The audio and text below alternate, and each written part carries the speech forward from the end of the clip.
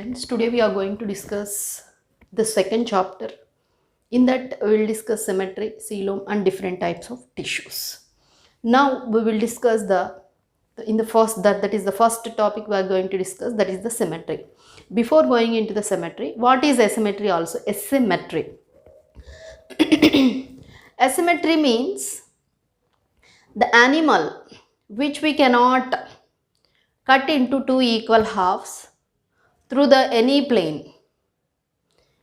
Symmetry, that is the equal distribution, balanced distribution of different organs in the animal body, that is considered as symmetry. Important role in the development of the sense organs and the locomotory organelles also. For example, you take the asymmetrical animals, the locomotion and the sensory organs are not fully developed, they poorly developed. So, ikkada pori show, they exhibit the asymmetry. Because of that asymmetry, it is not a advantageous. It is not at all advantageous to the animal. If it is having symmetry, there is an equal distribution, a balanced distribution of our organs in the animal body, that is very advantageous than the asymmetrical animals. Here we have to go for the definition. There is a regular arrangement of body parts in a geometrical design relative to the axis of the body is called symmetry. You have to note down this. Regular arrangement of body parts in a geometrical design relative to the axis of the body. Relative to the axis of the body is called symmetry. This is the definition. See, ikkada nenu em cheptunnanu, so the arrangement of body parts in a geometrical design relative to the axis antunna. That's what is that axis? So there are the, I was mentioned that there are the different, it has only one plane or many planes to cut. That is the principal axis of the animal. For example, you take the human being. So manalne teeskondi ila. This is the principal axis of the body. If we cut the animal into two equal halves through only one plane or through the many planes, that is called symmetry. If we get two equal halves by cutting, ikkada enti two equal halves vastunnai manaki, that is considered as the symmetry. Manalne teeskondi, this is the principal axis. So ikkada principal axis ki the arrangement of body parts on either side of the principal axis. See, there are the paired parts which are arranged on either side of the principal axis. Single ga unnatvantivi, they are present at the center of the principal axis. That's also we have to remember. The arrangement of body parts on either side of the principal axis, if they are paired. If they are not paired, they are present at the center. For example, you take two eyes are present. They are equidistant from the principal axis. Equidistant and samana దూరంలో ఉంటాయి. ఇక్కడ చెవులు, చేతులు, కాళ్ళు equidistant అంటే ఒక principal యాక్సిస్కి సమాన దూరంలో అమరి ఉంటే అటువంటి దాన్ని సిమెట్రీ అంటారు. మనకి టూ ఈక్వల్ హాఫ్స్ వస్తాయి. So like that, so here the symmetry is of different types: radial symmetry, bilateral symmetry. So depending on the how many planes it has, we can divide the animal, we can cut the animal into two equal parts by taking the, so if it has many planes, that is considered as the radial symmetry. If it has only one plane, that is considered as bilateral symmetry. First we will discuss the radial symmetry. The animal which we can cut into two equal halves through many planes. For example, you take the flower, you can cut the flower into two equal halves.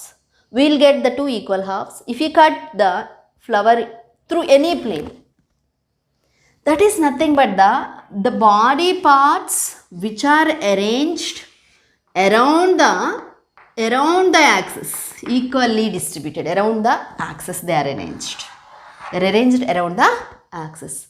The petals of a flower which are arranged around the axis, so that is considered as radial.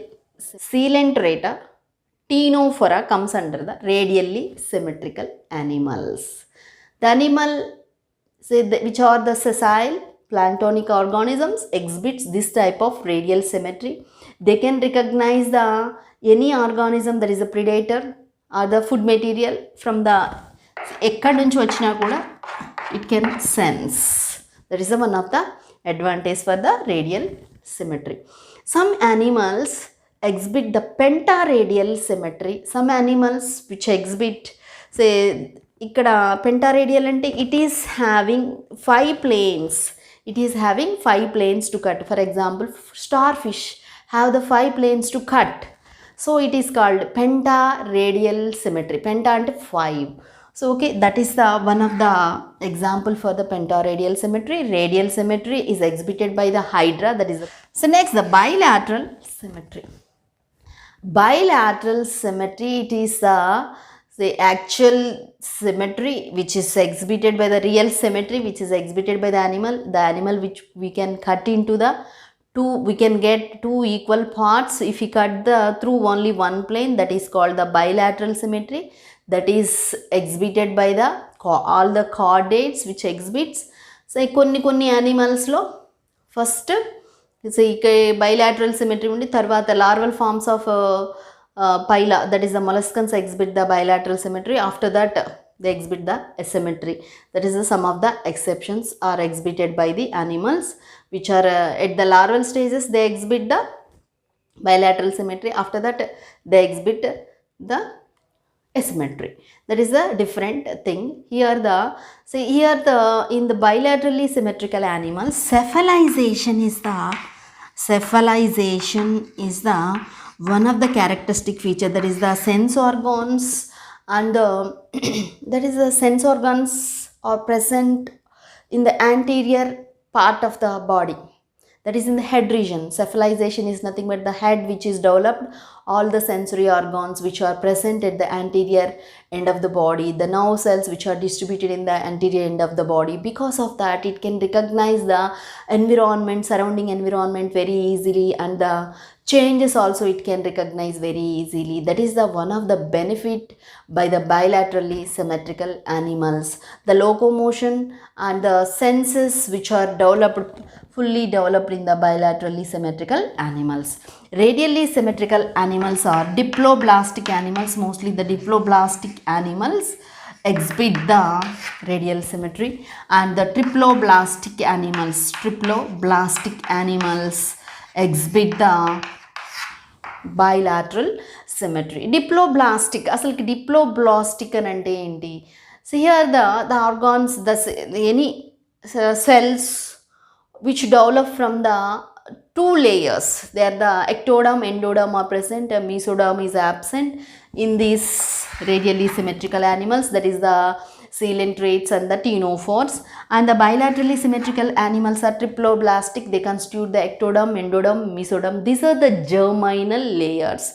Germinal layers are nothing but they are the birth layers. They are going to give the birth to the organs and the different cells in our body. They are considered as the germinal layers. So this is about the diploblastic, triploblastic animals. Diploblastic animals exhibit radial symmetry. Triploblastic animals exhibit the bilateral symmetry. This is about the symmetry. So importance of symmetry. Importance of symmetry ఇంతకుముందు చెప్పాను. So here the asymmetrical animals which cannot exhibit locomotion properly, and the senses are poorly developed in the asymmetrical animals.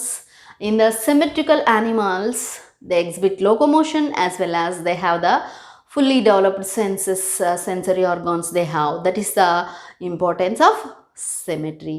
With this we are completed symmetry, my dear students. Okay, thank you.